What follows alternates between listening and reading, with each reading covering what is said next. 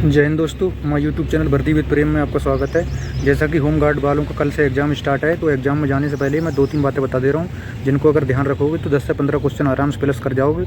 जैसा कि paper attempt करते क्या करना है आपको, सबसे पहले अगर जो क्वेश्चन नहीं आ रहा है उसको छोड़ देना। 2 घंटे समय है और 100 क्वेश्चन है, वो भी जीके का करना है। पहले आपको जो क्वेश्चन आते हुए हैं वो करना है।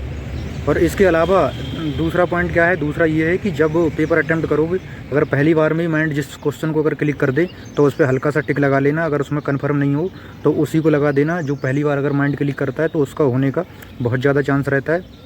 दूसरा क्या है, जैसा कि मैं एक वीडियो और बनाया था, हो सकता है आपने ना देखा हो, मैं बता रहा हूँ। जैसे कि पेपर अटेम्प्ट करोगे तो उसमें क्या है, जैसे इंडिया का दे रखा होगा करंट का या यूपी दे रखा होगा तो प्योरिटी क्या है। अगर देशों का दे रखा है तो भारत को प्योरिटी देना है। अगर आपको पता है तो कोई बात नहीं, नहीं पता है तो भारत लगाना है। अगर स्टेटों में अगर यूपी दे रखा है, अन्य स्टेट दे रखे हैं, तो अगर आपको पता नहीं तो उसमें यूपी लगाना है। ऐसे हिस्ट्री का कोई क्वेश्चन होगा, अगर वो यूपी से रिलेट कर रहा हो तो ज़्यादातर अगर आपको पता नहीं तो यूपी ही लगाना। और कोई और भी हो, ज्योग्राफी का क्वेश्चन हो या कोई और हो, अगर आपको दिख रहा है कि पता नहीं है आंसर उसका, तो आप जो है यूपी ही टिक करेंगे। उसमें वो जाने होने के बहुत ज़्यादा चांस रहते हैं।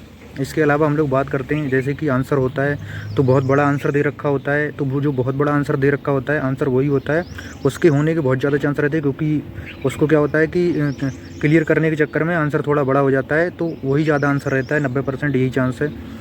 इसके अलावा क्या है कि जो आंसर होगा हमारा, अगर ब्रैकेट में दे रखा हो तो ब्रैकेट वाला आंसर 90% चांस है कि ब्रैकेट वाला होगा। अगर पता है तो सही है, और अगर नहीं पता है तो आप ब्रैकेट वाला आंसर लगाओगे। ये 3-4 पॉइंट हो गए, इन पर ध्यान रखना।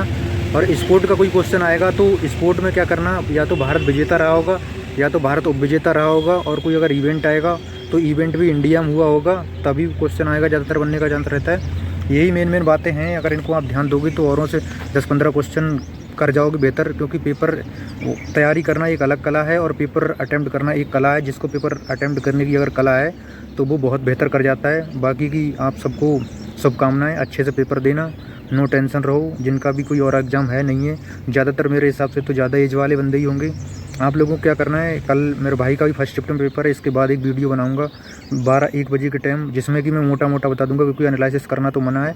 फिर भी ये बता दूंगा कि कितने कौन से सब्जेक्ट से क्वेश्चन आ रहे हैं और कैसा पेपर आ रहा है और कितना सेफ स्कोर रहेगा, उसका वीडियो मैं बिल्कुल तैयार रखूँगा। 1 बजे से पहले दे दूँगा वीडियो, 12:30 बजे। जिससे क्या है कि सेकंड शिफ्ट वाले हैं वो भी अपना माइंड बना के जाएंगे, और बाकी जिनका अगले 2 दिनों में एग्ज़ाम आएगा उनके लिए उससे बहुत फ़ायदा होगा। कल वीडियो बना दूँगा उसका, आप सब लोग देख लेना। और जो बातें मैंने बताई हैं इनको एग्ज़ाम में ध्यान रखना। और हाँ, वहाँ पे थोड़ा कॉमन सेंस का इस्तेमाल करना, क्योंकि होम गार्ड का पेपर है। कम से कम 10-15 क्वेश्चन ऐसे आएंगे, बिल्कुल हल्के क्वेश्चन होंगे, और कॉमन सेंस का इस्तेमाल करना पड़ेगा। और आपके पास समय भरपूर है। आपको क्या करना है, पेपर बहुत अच्छे से पढ़ना है। कोई जल्दबाजी मत करना। इसमें जल्दबाजी करने क्या होता है, बहुत सारे बंदे पेपर बहुत हल्का मिलेगा देखने को, बहुत ईजी पेपर आने वाला है। ईजी पेपर के चक्कर में क्या है, जिनका अच्छा तैयारी होता है वो जल्दी के चक्कर में सिली मिस्टेक मार जाते हैं।